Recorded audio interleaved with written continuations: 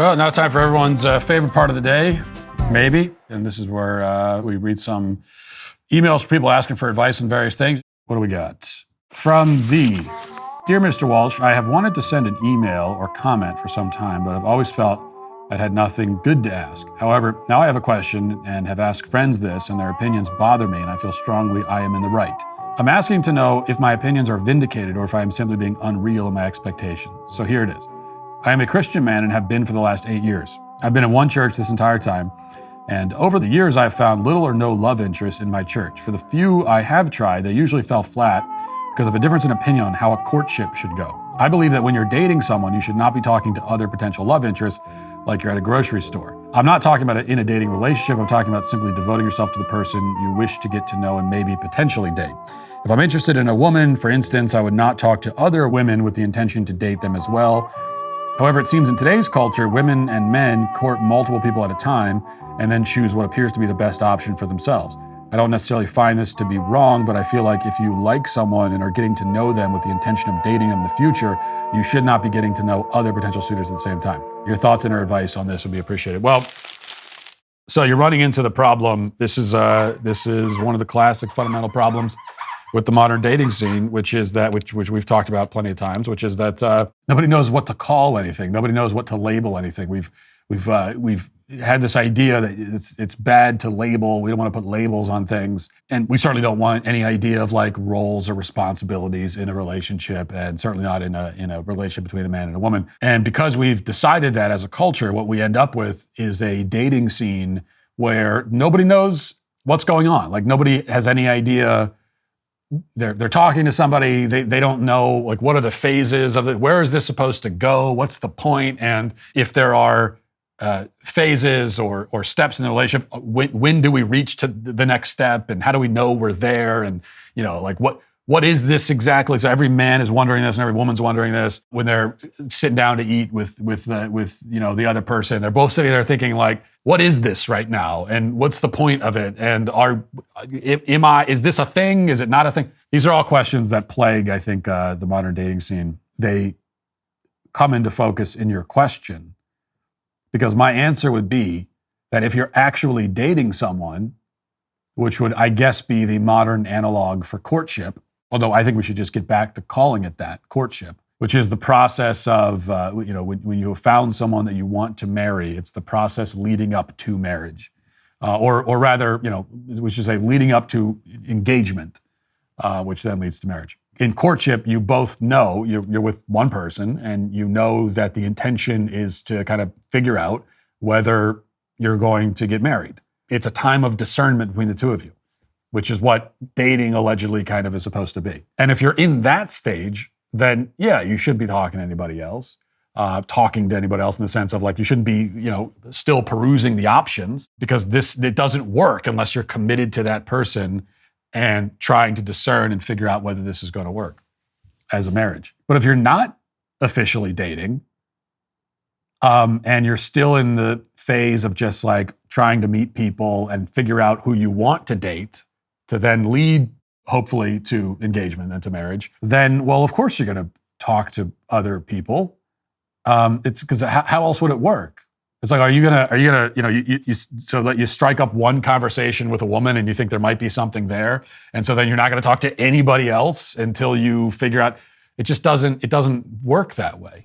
Hiring used to be really hard. You post your job on multiple sites, you hope the right people see it, and then you wait for them to apply. It's similar to when you're applying for jobs. You search countless places to find a company that fits best with your skills and experience and your passions. Well, now there's a place where you can go that makes hiring faster and easier. It's called ZipRecruiter. Head to ZipRecruiter.com/Walsh and try it for free. ZipRecruiter's matching technology excels at finding the most qualified candidates for a wide range of roles. See a candidate you like? Well, you can easily send them a personal invite so they're more likely to apply. It also gives you a competitive edge against other employers who may also be interested in that candidate. Their user-friendly dashboard makes it easy to filter, review, and rate your candidates all from one place. You can see how much easier hiring is with ZipRecruiter. 4 out of 5 employers who post on ZipRecruiter get a quality candidate within the first day. See for yourself. Go to ZipRecruiter.com/Walsh to try ZipRecruiter for free. Again, that's ZipRecruiter.com/WALSH. ZipRecruiter, the smartest way to hire. You mentioned the word suitors. Well, like if we go back to the old-fashioned way of doing these things, which was better, You had, a woman had suitors, and then we landed on one arrangement, and that leads to courtship. But there are going to be multiple suitors. So I guess you kind of have to figure out what it is first, and you have to be not afraid to put a label on it. You have to know, like, is this officially dating or not? Are we official? People don't want to ask these things, or it's always awkward too. Like, what do you say to someone? Will you be my girlfriend? Like, it sounds very high school, but you have to have some way of establishing that, okay, we are actually dating right now. That's what this is. It sounds to me like you're not establishing that with any of these women that you're talking to. If it's not established that you're officially dating, then you can't be upset at them or talking to other people. They have no commitment to you whatsoever. All right, we'll do one more. This is from Liz. Says, Dear Matt and Sean, my husband, 34 male, and I, 35 female, are recently married. We're wanting to have a baby in the next few years, but we have some fertility concerns due to our ages and reproductive health issues. I started birth control at a young age, 18 years old, and only recently have come off of it. I was told by my parents, doctors, and peers that this is what we're supposed to do, so you can go to college, get a job, become established, etc., and then later get married and have kids. Now it's looking like I won't be able to have kids in the future, and wanted to know your thoughts on adoption and fostering. As much as we really want to have our own biological child, that may not be an option for us. Is adoption or fostering a child worth pursuing? My husband and I are by no means wealthy, and we both must work full time. Any advice you could give would be greatly appreciated. Thanks so much, and love listening to your show. Yeah, this is, it's important that people hear your story too, because there's many stories like this. Young women sold this story about birth control, the magic pill that solves all your problems, and it's like there's no trade-offs at all. Just take the pill, you don't have babies, and then because it's too early and you haven't established yourself. And then down the line, whenever you want to have kids, you can have kids. But what it turns out that it's not always that easy, and that it ends up being a trade-off in so many cases. And it's a tragedy too, because it's a trade-off that you might not understand was a trade-off until it becomes apparent. So, I mean, hopefully, and there are, if you have fertility issues and all the rest of it, I'm sure you're looking into, you're talking to doctors and everything. So hopefully for you, it'll still turn out that you can conceive a child. But if you can't, what about the option of adoption and fostering?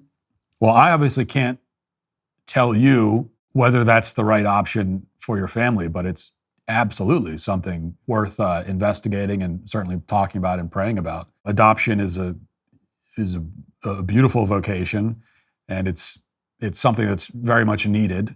If you're the adopted parent of a child, then you are the parent. If you're the adopted mother, you are the mother. And it's just as much as if you conceive the child yourself. So yeah, I would absolutely think about that and pray about it, and have a period of discerning about that as well. I've said many times that I think every married couple is called to parenthood.